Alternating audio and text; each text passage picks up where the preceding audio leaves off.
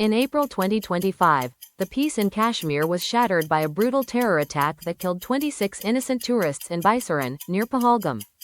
The resistance front, backed by the Pakistan-supported Lashkar-e-Taiba, claimed responsibility.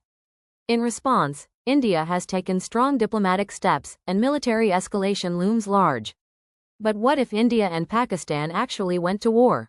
Today, we go back to a declassified 1993 CIA report that eerily predicted what could happen if these two nuclear-armed neighbors clashed again.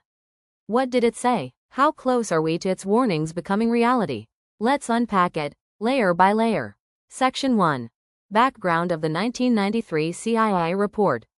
In 1993, the Cold War had just ended. South Asia was undergoing massive transformation, but the Indo-Pak rivalry remained one of the most volatile on Earth.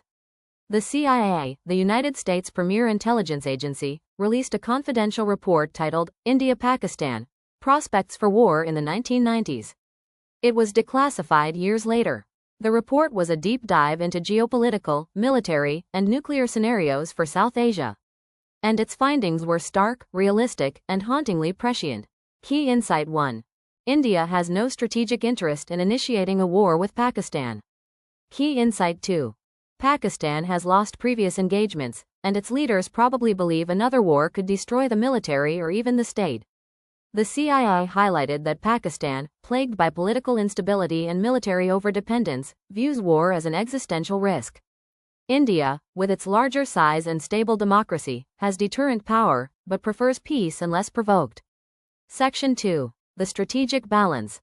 The CIA's analysis went deep into the strategic capabilities of both nations. India, larger, more powerful military, rapidly modernizing, with strategic restraint. Pakistan, dependent on tactical advantage, proxy militias, and the nuclear deterrent to level the playing field.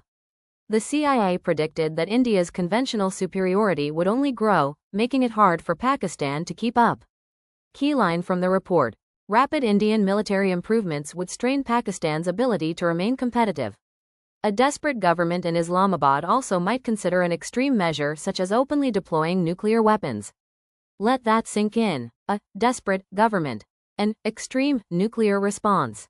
Pakistan has long treated its nuclear capability not just as a weapon, but as political leverage. Section 3. Nuclear deterrence and the doomsday scenario. According to the CIA, the real risk wasn't intended nuclear war, but accidental escalation. Quote, either military could develop hair-trigger responses that would escalate quickly to the nuclear level. Here's how it could happen. A terror attack occurs in India, traced back to Pakistani-backed groups. India conducts a limited military strike, like it did in Balakot, 2019. Pakistan retaliates. Both countries misread each other's intentions. The situation spirals out of control. What starts as a border skirmish could become a full-scale catastrophe. The CIA called this the breakdown of deterrence. In military terms, this is called escalation dominance. The danger lies in perception, not intention. Section 4. Economic and geopolitical constraints. Why haven't India and Pakistan gone to full war in recent years despite repeated provocations? Answer. Economic interdependence and global scrutiny. Quote from CIA. Both sides believe the economic costs of another war would be exorbitant. The report emphasized the loss of foreign capital, the collapse of investor confidence, the risk of international sanctions. For Pakistan, the CIA was particularly blunt. Pakistan's economic woes make it questionable whether its military budget can be sustained at the level needed to keep it militarily competitive with India. In 2025, this is even more true. Pakistan is facing a growing debt crisis, dependency on IMF bailouts, a collapsing currency. A war would not just be militarily disastrous, it would be economically suicidal for Islamabad. Section 5. Flashpoint Kashmir. The CIA identified one major flashpoint, Kashmir. Quote, possession of Muslim-majority Kashmir is fundamental to the self-image of each nation. It has been a battlefield in all previous conflicts. India has over 3.5 lakh troops in the region. Pakistan funds insurgents through ISI. The report chillingly notes, these forces can prevent Kashmir's succession or its acquisition by Pakistan, but are unlikely to defeat the insurgents. And here's the tragic irony. Pakistan justifies its support for groups like LED and TRF by invoking self-determination. But these same groups carry out terror attacks, like in Pahalgam, that trigger military backlash. A never-ending loop of violence. Section 6. Recent developments post-Pahalgam attack. In April 2025, after the Pahalgam terror attack, India launched a series of diplomatic and punitive measures. India's 5 big moves: cut down High Commission staff by almost 50%, suspended SAARC visa exemptions, put the Indus Waters Treaty on hold, closed the Attari-Wagah border, expelled all Pakistani military advisors from India. These are serious, escalatory moves. They reflect a shift from patience to pressure. India is building international support, choking diplomatic channels, and signaling to Pakistan that cross-border terror will have consequences. It's a move right out of the CIA playbook. Target Pakistan's global legitimacy, not just its borders. Section 7. The future scenario. Based on the CIA's prediction, and what we're seeing today, 3 possible futures emerge. Scenario 1. Deterrence holds. India increases pressure, but no war happens.